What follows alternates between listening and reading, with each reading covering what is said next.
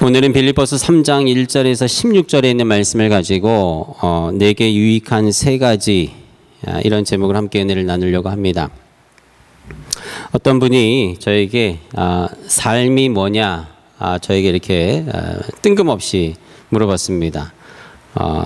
삶이 뭐냐라고 묻는다면 뭐라고 대답을 해야 될까? 갑자기 물어보니까 할 말이 별로 없었습니다. 여러분 어떻게 생각하세요? 삶이 뭐라고 생각하십니까? 네, 여러분들도 뭐 바로 대답하기 힘드시죠?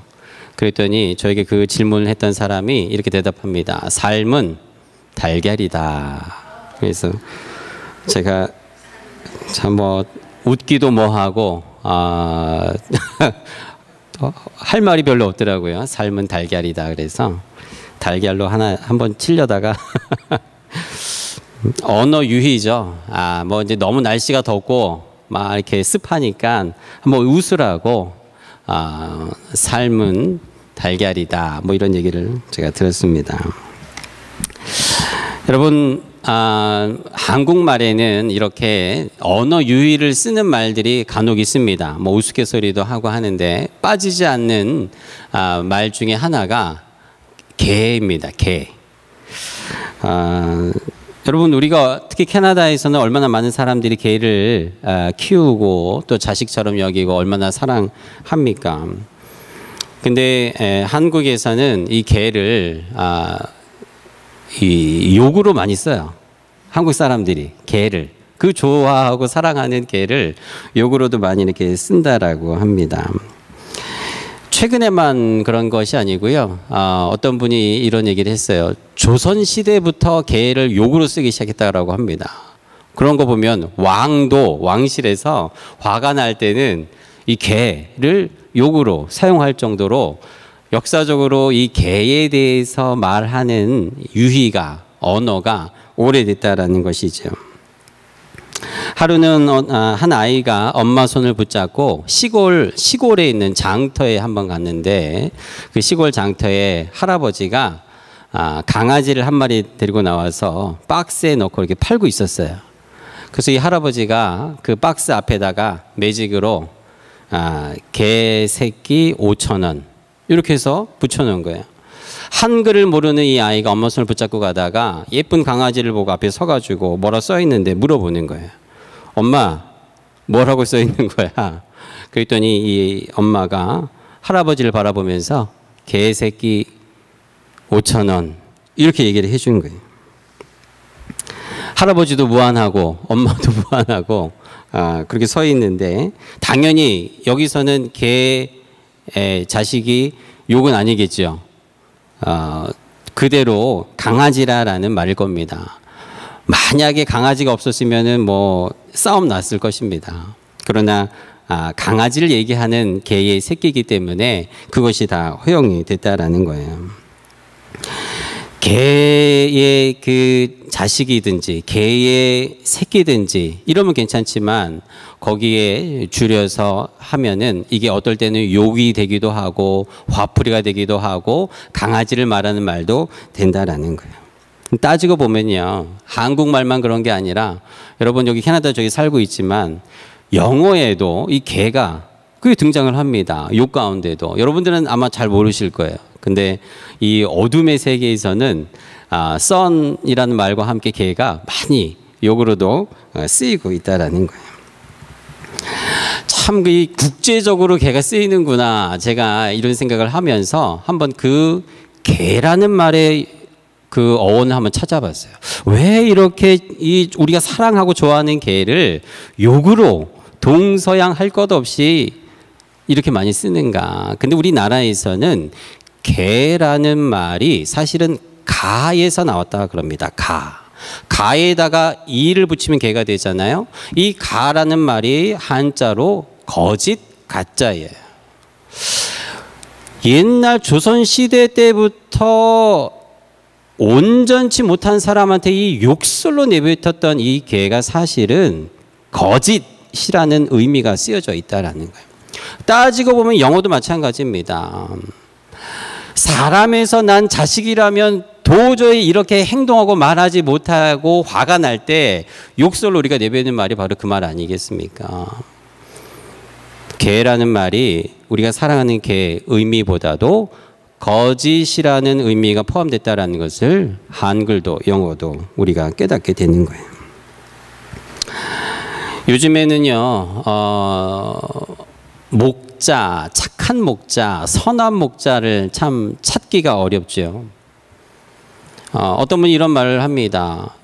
이 시대에는 착한 목자, 선한 목자는 차치하고 사꾼 목자라도 괜찮다라는 거예요. 돈을 받고 일하는 목자라도 괜찮은데 문제가 되는 목자가 누구냐면 바로 거짓 목자가 더 문제다는 거예요.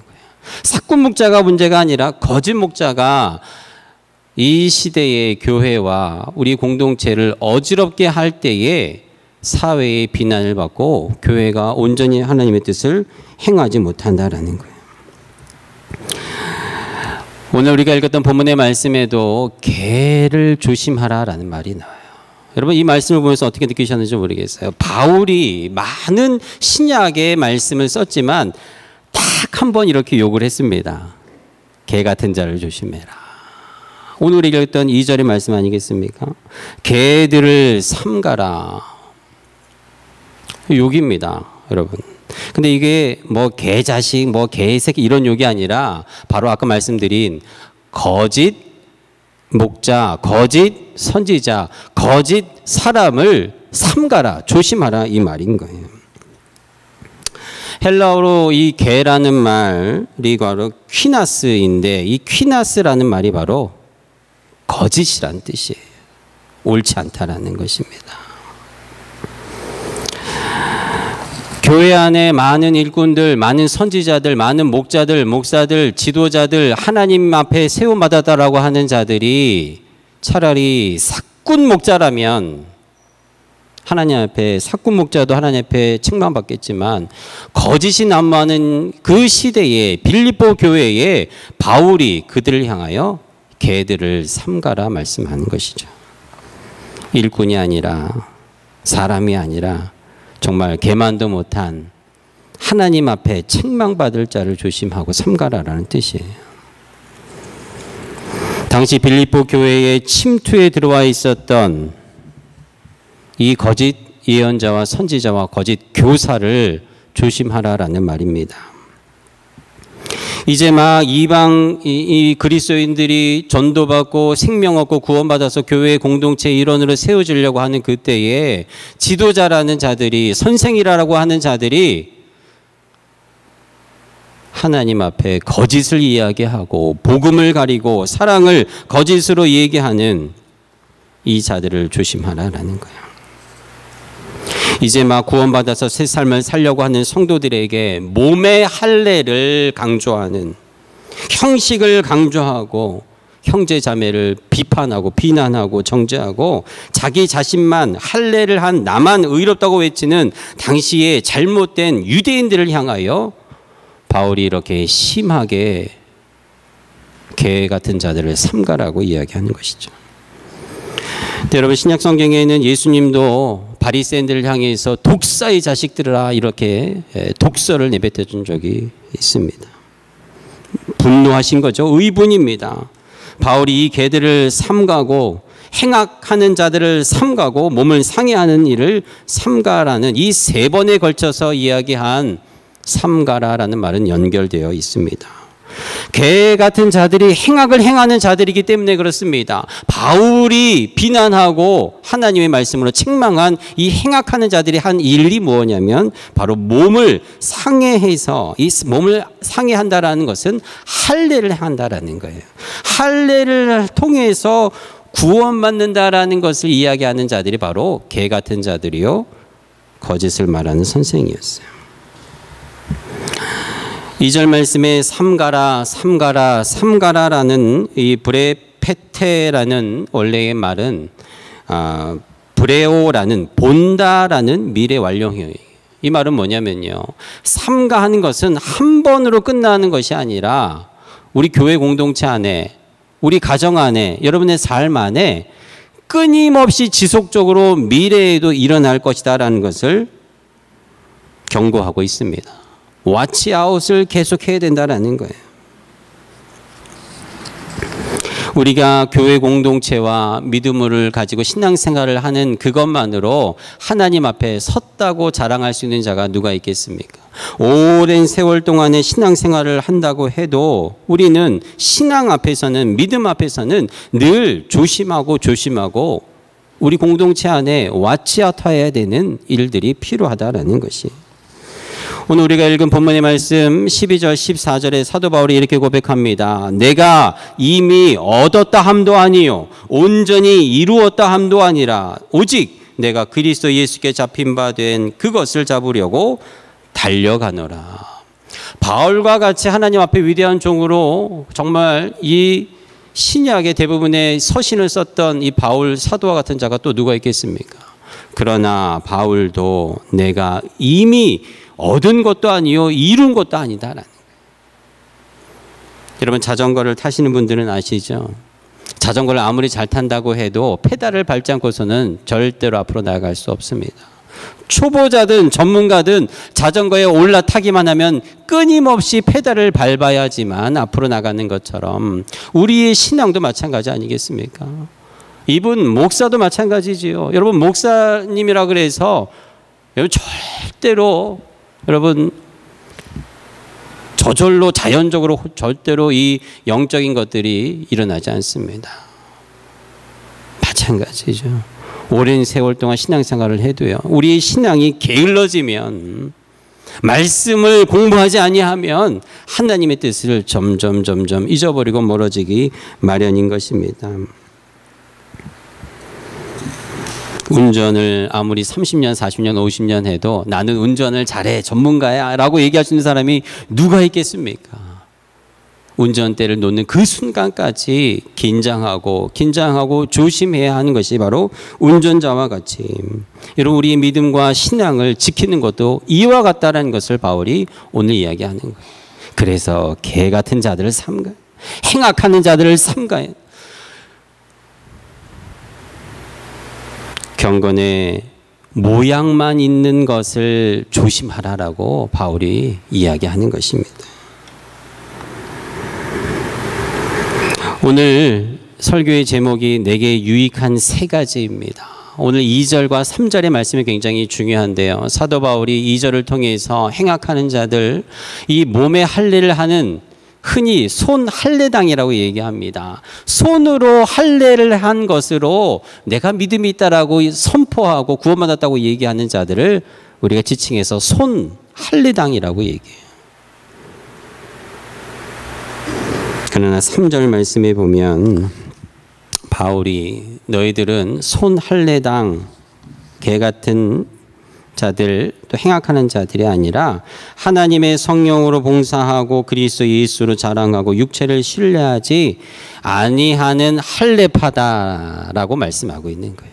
손으로 한 할례가 아니라 내 마음의 할례를 행해야 되고 내 영혼으로 주님 앞에 진실된 마음으로 나아갈 때라만 바울과 같이 겸손히 내가 이미 이룬 것이 아니라 끊임없이 나는 넘어질 수 있다라는 겸손한 마음으로 주님 앞에 달려나가야만 하나님 앞에 쓰임받다라는 것을 가르쳐주고 있는 거예요. 오늘 우리가 읽었던 4절과 6절 말씀입니다. 그러나 나도 육체를 신뢰할 만하다. 만일 누구든지 다른 이가 육체를 신뢰할 만한 것이 있는 줄로 생각하면 나는 더욱 그러하다. 육체를 자랑한다라고 하면 나도 빠지지 않는다라는 것입니다. 왜냐하면 나는 8일 만에 할례를 받고 이스라엘 족속이고 베냐민 지파고 히브리인 중에 히브리인이고 율법으로 따지자면 바리새인들이다. 근데 7절 말씀에 뭐라고 이야기합니까? 이 모든 게 다 똥이다. 배설물이다. 이렇게 얘기하는. 앞서서 우리가 삶은 달걀이다 라고 얘기했지만 바울의 말로 다시 바꾸면 몸으로 살아가는 자들은 삶이 뭐냐라고 물어본다면 삶은 똥이다. 이렇게 얘기하겠다라는 것이죠.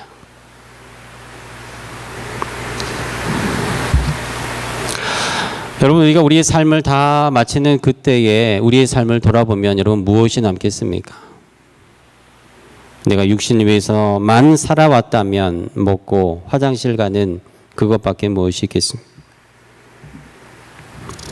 그러나 우리의 삶이 오늘 내가 무엇이 나에게 유익하고 필요한가를 알게 된다면, 또 그것을 붙들고 살아간다면 우리의 삶은, 우리의 마지막 그 순간에도 우리의 삶은 달걀도 아니고 똥도 아니고 하나님 인정하시고 하나님 기뻐하시고 우리의 삶에 내 인생과 내 노력으로 다 이룰 수 없는 그 모든 공간을 하나님의 은혜로 채우고 마지막을 하나님 앞에 영광스럽게 올려드리는 위대한 여러분들의 인생들이 모두 될 줄로 믿습니다.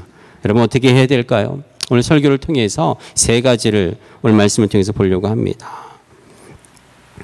오늘 세 가지 얘기하려고 하는 것이 3절에 들어있는데요. 이 3절 말씀 다시 한번 여러분들에게 말씀드립니다. 하나님의 성령으로 봉사하며, 이게 첫 번째죠. 두 번째로 그리스도 예수로 자랑하고, 이게 두 번째입니다. 마지막 세 번째는 육체를 신뢰하지 아니하는 자, 이게 정말 나에게 필요하다라는 거예요. 여러분 문제는요, 우리는 살아가면서 정말 나에게 뭐가 필요한지를 잘 몰라요. 나는 나를 잘 안다고 생각하지만 결국은 나는 내가 뭐가 필요한지 잘 모르면 여기서 출발해야 돼요. 우리가 내게 뭐가 필요한가를 깨닫고 그것을 받으려면 우리의 출발선은 어디냐면, 나는 내가 무엇이 지금 필요한가를 모른다라는 거예요.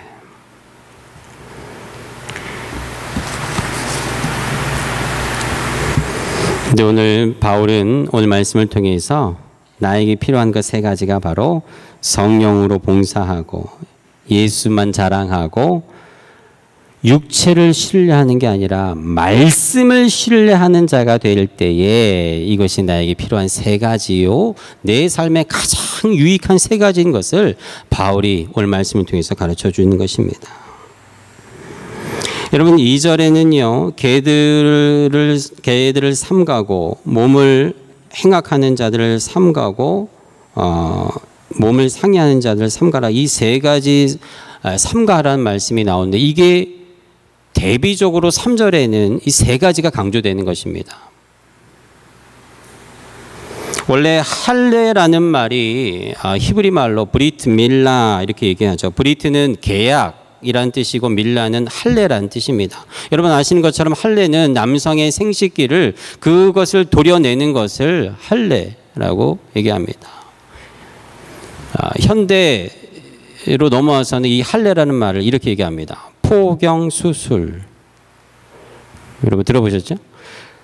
할례가 그런 거예요. 우리 육신의 것을 잘라내는 것이 아브라함 때부터 하나님과 믿음과 의의 계약이 바로 이 할례였는 것이니, 브리트 밀라, 하나님의 약속이 있는 내 육신의 하나님 앞에 드림이에요.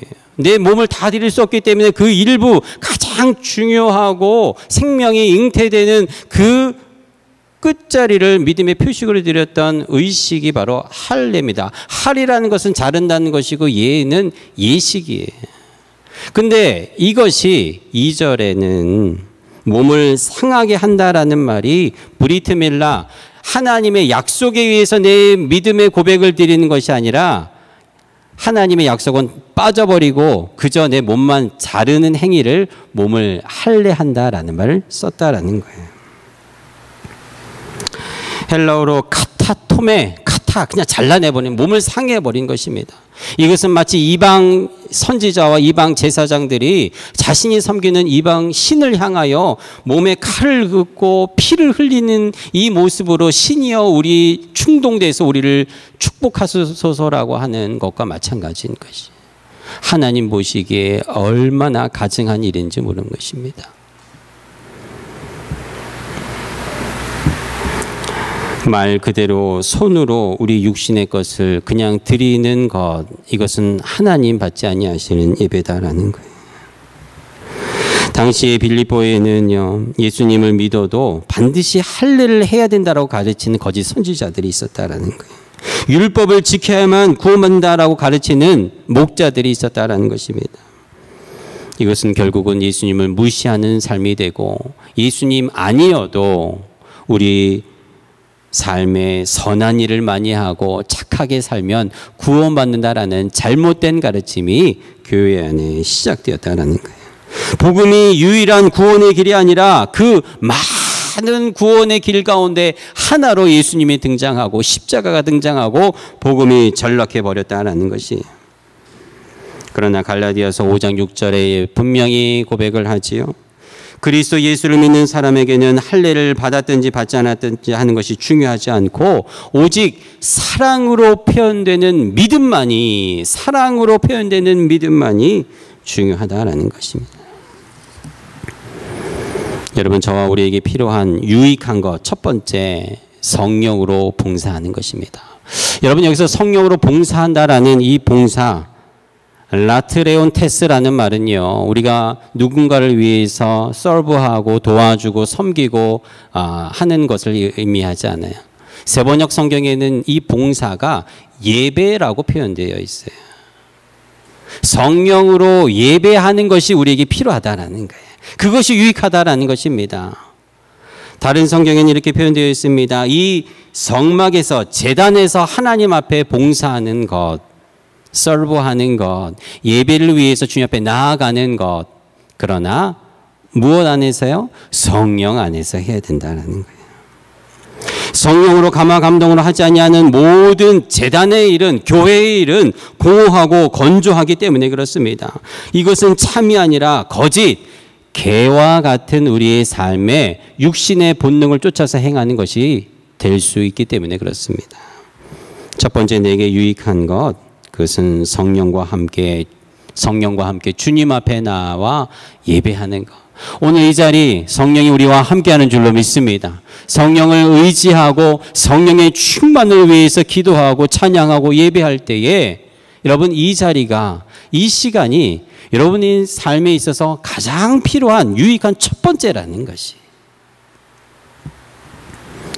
사도행전 19장에 보면요, 아볼로가 고린도에 있는 동안에 바울이 높은 지역을 거쳐서 에베소에 이르고 거기서 몇몇 제자들을 만나서 묻습니다.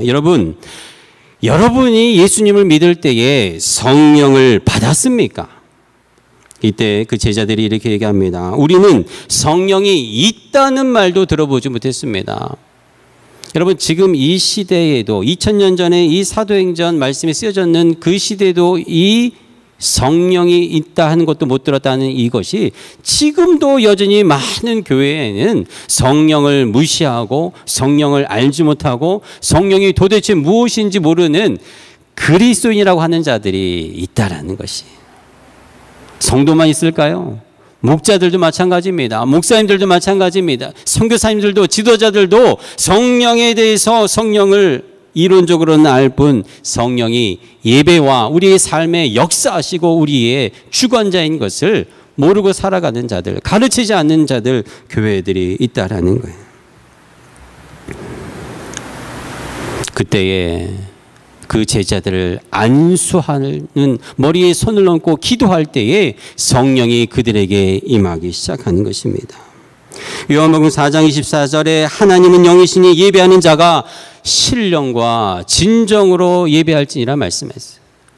하나님이 영이 없으면, 성령이 없으면 예배는 예배가 아니다라는 거예요. 그리스도인의 삶에 성령이 동행하지 아니하면, 그리스도인들이 성령을 의지하지 아니하면, 성령 충만을 간구하지 아니하면 그 그리스도인의 삶은 뭐예요? 거짓이다라는 거예요. 오늘 바울이 첫 번째로 개들을 삼가라는 그 거짓이 된다라는 것입니다. 여러분, 성령이 우리와 함께하는 것을 우리가 어떻게 알 수 있을까요? 성경은 분명히 얘기합니다. 성령을 가진 자들은 반드시 9가지의 열매를 갖게 된다. 오직 성령의 열매는 사랑과 희락과 화평과 오래 참음과 양성과 충성과 온유와 절제니 이것을 금지할 법이 없다라고 얘기했어요. 물론 성령을 통해서 우리는 방언도 하고 성령을 통해서 예언도 하고 성령을 통해서 여러 믿음의 놀라운 일들을 합니다. 성령을 통해서 병든 자를 고치고 하나님의 놀라운 역사를 이루지만 여러분, 성령을 가진 자들은 그 많은 은사와 여러 열매들 가운데 이 9가지의 열매를 반드시 이루게 된다는 거예요. A.W. 토저가 쓴 세상과 충돌하라라는 책에 이런 말이 있습니다. 나는 하나님의 모든 자녀들이 성령님에 대해 제대로 알았으면 좋겠다. 일부 신자들은 성령에 대해 오해한다. 그분에게는 비정상적이거나 무시무시한 것이 없다. 그분은 예수 그리스도의 영이기 때문에 그분은 꼭 예수님과 같은 분이다. 예수님이 그토록 온유하고 겸손하실 수 있었던 것은 예수님이 성령의 능력으로 충만하셨기 때문이다. 그러나 안타깝게도 오늘날 하나님의 영, 성령은 홀대를 당한다. 심지어 성령의 능력을 믿고 의지하는 사람들조차도 광신자라는 손가락질을 받을까 봐 성령의 능력을 제대로 전하지 못하고 성령이라는 말조차도 하지 않고 쓰지 않는 교회가 허다하다라는 거예요. 이 모든 것은 사람들이 성령을 두려워하고 피하도록 만들려는 마귀의 속임수 때문에 생긴 현상들이다라고 A.W. 토저가 얘기했어요. 여러분, 나에게 가장 필요한 첫 번째 성령 하나님이에요. 여러분이 이 시대에 온전한 그리스도인으로 참 성도로 살아가기 위해서는 반드시 성령의 도움이 필요하다라는 것이. 여러분의 삶에 성령의 감화 감동이 있어야 됩니다. 성령을 충만을 구하는 여러분 되기를 축복합니다. 늘 날마다 성령을 의지하세요. 아침에 일어나면 성령님 굿모닝. 베니 목사님 옛날에 그런 책을 썼죠. 굿모닝 홀리 스피릿. 여러분 그 정도는 아니더라도 여러분 늘 성령을 마음 가운데 의지하고 성령님 인도함을 받기 위해서 기도하고 성령과 동행하는 여러분 되시길 바라요.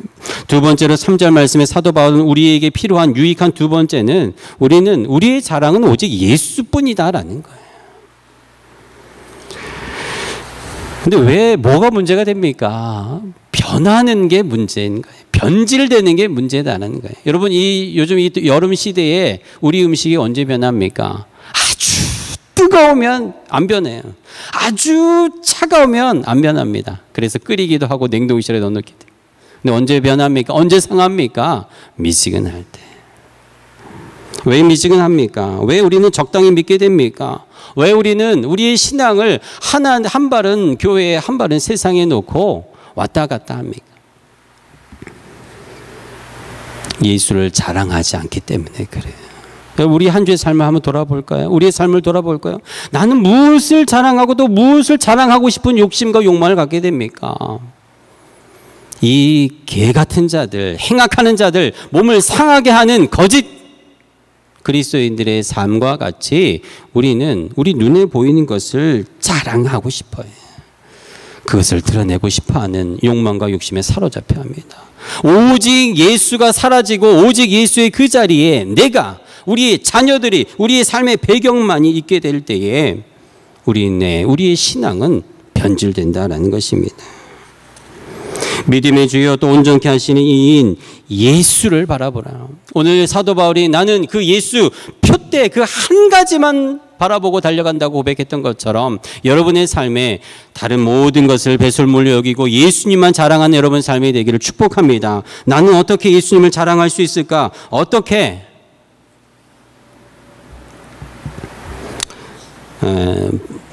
우리나라에 3대 폭포가 있습니다. 북한과 남한에 있죠.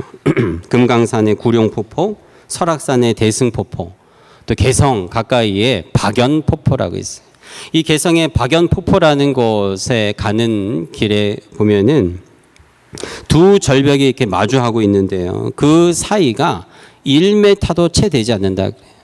어린아이도 펄쩍 뛰면은 건너갈 수 있는 그 거리예요.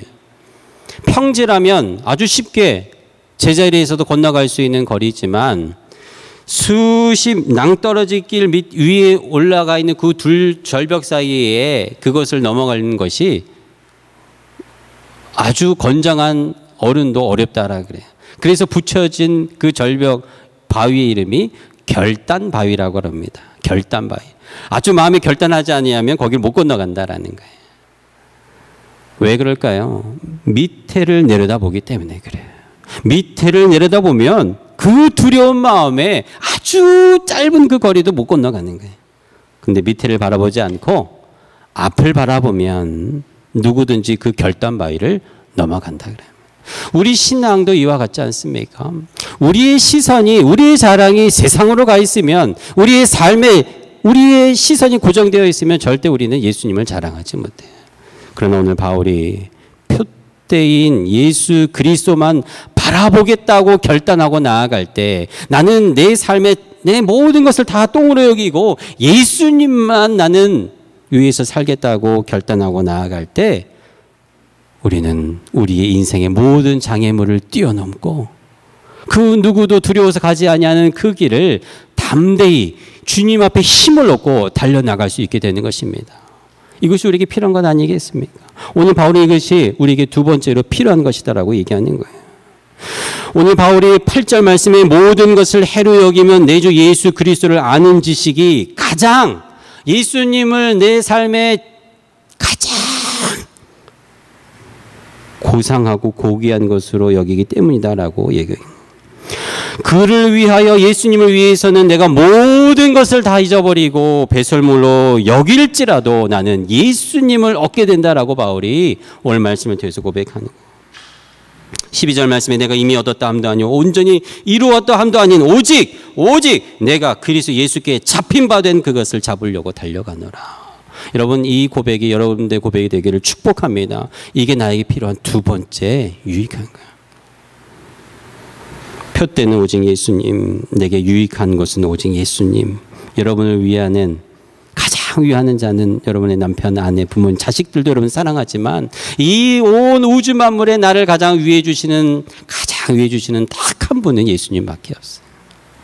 마지막 세 번째로 나에게 유익한 필요한 것은 내 육체를 의지하고 신뢰하는 것에서 말씀을 신뢰하고 의지하는 것으로 넘어가야 된다라는 거예요. 이게 나에게 필요한 세 번째.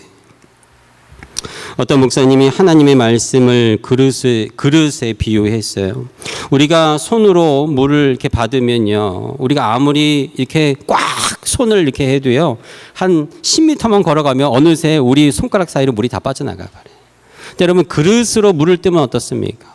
그릇으로 물을 뜨면 절대로 빠져나가지 못해요. 우리가 우리 인생을 말씀에 담지 아니하면 우리 인생은 다 쏟아져 버리고 없어지고 맙니다. 그래서 우리는 늘 공허함을 느끼는 거예요. 왜요? 말씀으로 내 인생을 떠받들지 않기 때문에 그런 것입니다. 말씀으로 우리 인생을 뜨면 우리 인생은 마치 씨줄과 날줄처럼 우리의 삶이 연결되기 시작하고 우리의 삶의 의미를 깨닫게 되고 나중에 말씀을 통해서 이것이 하나님의 뜻이었구나라는 옷을 입게 되는 것이, 이것이 바로 주님 마지막에 우리에게 입혀주는 의의 옷이 되는 것입니다. 우리는 누구나 죽을 때 수의를 입고 아주 단정한 옷을 입고 관에 눕게 될 것입니다. 그러나 성도의 삶은 말씀의 옷을 입고 눕게 되는 것이에요. 근데 이것을 깨닫지 못하는 자들은 오늘 2절에 얘기한 것처럼 끊임없이 몸을 상하게 하는 것이 마치 잘 살고 열심히 사는 것처럼 보이는 거예요. 필요 없고 다 나중에 배설물처럼 썩어 없어질 것들입니다. 그러나 말씀으로 여러분들의 인생을 담으면 담을수록 여러분들의 삶은 빛이 나고 하나님 앞에 인정받고 사랑받는 축복의 은혜의 시간이 되는 것입니다. 말씀의 그릇에 여러분들의 인생을 담기를 축복합니다. 이것이 필요한 세 번째. 말씀을 가까이 할 때 역사가 일어나지요. 우리 교회는 매일 성경, 이 묵상집을 통해서 매일매일 여러분 말씀을 펼치라고 수년째 훈련하는데 어려운 일입니다. 어떤 교회는 10년이 걸려요. 여러분, 목회자들도요, 매일매일 이 성경 묵상집을 열고 묵상하고 쓰고 하는 것이 훈련되지 아니하면 못합니다. 성경책을 한 곳에 놨다가 먼지 털고 주일날 올 때 들고 오는 것처럼 거기에다가 더 한 책을 펴서 말씀을 묵상하고 적고 은혜를 적고 나누는 거 훈련되지 아니하면 못하는 거예요. 여러분, 사람이든 물건이든 내 옆에 가까이 있는 것이 여러분들에게 느끼는 소중하고 유익하다고 느끼는 거예요. 매일매일 먹어야 하는 약 옆에 두지요. 매일매일 발라야 하는 화장품도 옆에 두지요. 매일매일 먹어야 되는 비타민도 음식도 좋은 것도 옆에 두죠. 사랑하는 자들도 옆에 두죠. 여러분들이 나에게 유익하다고 느끼기 때문에 그러는 거예요. 근데 오늘 세 번째로 우리에게 유익한 것이 말씀이라면 여러분 가까이 두셔야 됩니다. 가까이 손만 뻗치면 있는 핸드폰이 아니라 손만 뻗치면 있는 말씀이요 매일 성경이 되어야 될 줄로 믿습니다. 어떤 총각의 여자친구와 결혼할 결심을 하고 편지를 썼어요. 근데 너무 이 총각은 부끄러움이 많아서 고백을 못하는 거예요. 편지만 썼어요. 1년이 가고 2년이 가고 3년이 갔어요. 그런데 이제는 고백해야 되려고 하는 그때에 그 여자로부터 답장이 왔습니다. 그 편지가 답장이 아니고 청첩장이에요. 결혼하게 됐어요. 근데 누구와 결혼하게 됐냐면 우편 배달부와 결혼하게 됐답니다. 우체부랑. 이 편지를 전해주는 이 청년의 그 편지를 가지고 전해줬던 그 우편 배달부와 결혼하게 됐다라는 청첩장이에요. 매일 만나는 그 사람을 보면서 정이 붙은 거죠. 가까이 하면 가까이 하는 것에 우리의 눈이 뜨이고 마음이 가는 것이 우리 인간의 모습 아니겠습니까? 여호수아서 1장 8절에 율법책을 내 입에서 떠나게 하지 말며 주야로 그것을 묵상하여 그 가운데 기록한 대로 다 행하라. 여러분, 우리의 믿음이 자라나는 것은 어느 한순간에 어떠한 특별한 하나님의 은혜가 있기도 하지만 성경은 분명히 얘기해요. 믿음은 말씀을 통해서 자란다라고 분명히 기록되어 있는 것입니다. 여러분 잘 아는 무디 선생님이 이렇게 간증을 했다 그래요. 내가 하나님께 믿음을 달라고 기도한 시간만 합쳐도 좋게 몇 달은 될 것이다. 믿음을 달라고. 내 생각으로 믿음이란 번갯불과 같이 어느 날 나를 확 달아오르게 하는 어떤 느낌인 줄 알았다. 수도 없이 기도했지만 믿음이 나에게 오지 않았다. 그런 어느 날 나는 로마서 10장을 읽다가 그런즉 믿음은 들음에서 나며 들음은 하나님의 말씀으로 말미암다라는 이 말씀을 보고 깜짝 놀랐다. 그 즉시 난 성경을 부둥켜 안고 믿음을 구하고 성경을 펴서 하나님 말씀을 읽기 시작했더니 내 믿음이 자랐다라는 간증이에요. 우리의 믿음이 자라는 것 마치 자전거의 페달을 우리가 그 핸들을 놓는 그 순간까지 밟아야 하는 것은 말씀을 공부하라라는 것이에요. 그 말씀을 깨닫고 순종해야 된다는 것입니다. 여러분들의 말씀 공부와 말씀 소중히 여기는 것이 여러분의 인생의 기준이 되기를 주의 이름으로 축복합니다.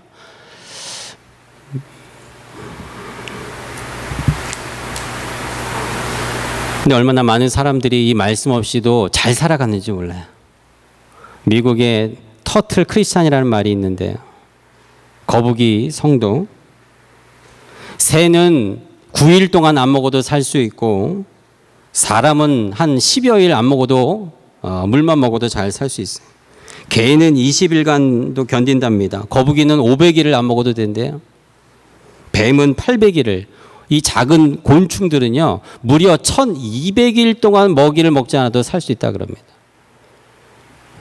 근데 성도라고 하는 분들은 1년 365일 말씀을 보지 않아도 어때요? 잘 살아가는 분들이 많아요. 1년도 아니고 2년도 아니고. 이런 분들을 잘 살아가는 분들을 터틀 크리스찬이라고 미국에서 부른다 그래요. 여러분 이것을 보면서 우리에게 유익한 것 다른 모든 것이 필요하겠지만 이 말씀이다라는 것을 오늘 깨달게 되기를 주의 이름으로 축복합니다. 말씀을 정리합니다. 오늘 사도 바울은 우리에게 필요한 유익한 것 세 가지를 이야기했어요. 당시 빌립보 교회에 있는 거짓 선지자들, 거짓 교사들을 통해서 거짓 손할례당인 이 형식과 율법을 의지하는 잘못된 자들을 비판하고 책망하면서 너희들은 성령 안에서 예배하고 오직 예수만 자랑하고 너희의 몸을 의지하고 신뢰하는 삶이 아니라 말씀 붙들고 믿음이 날마다 진보하고 성숙하는 성도의 삶을 살라고 우리에게 말씀하십니다. 이 여름에 여러분 많은 우리에게 필요하고 유익한 것들이 있겠지만 이 세 가지 붙들고 승리하며 한 주도 힘차게 나아가는 여러분 모두가 되기를 주의 이름으로 축복합니다. 우리 함께 다 같이 자리에서 일어나셔서 함께 찬양합니다. 주님, 내 삶이 주님의 기쁨이 되기 원합니다. 오직 예수만 자랑하는 삶 되기 원합니다. 아버지, 내 배경과 학식 나 주님의 기쁨 되기 원하네. 내 마음을 새롭게 하소서. 새 부대가 되게 하여 주사. 주님의 빛 비추게 하소서. 나 주님의 기쁨 되기 원하네. 내 마음을 새롭게 하소서. 새 부대가 되게 하여 주사. 주님의 빛 비추게 하소서. 내가 원하는 한 가지 주님의 기쁨이 되는 것. 내가 원하는 한 가지 주님의 기쁨이 되는 것.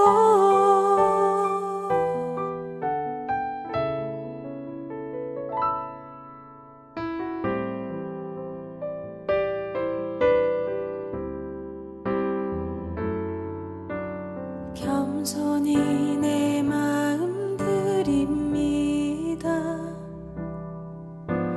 나의 모든 것 받으소서. 나의 마음 깨끗게 씻어주사. 주의 길로 행하게 하소서. 내가 원하는 한 가지 주님의 기쁨이 되는 것.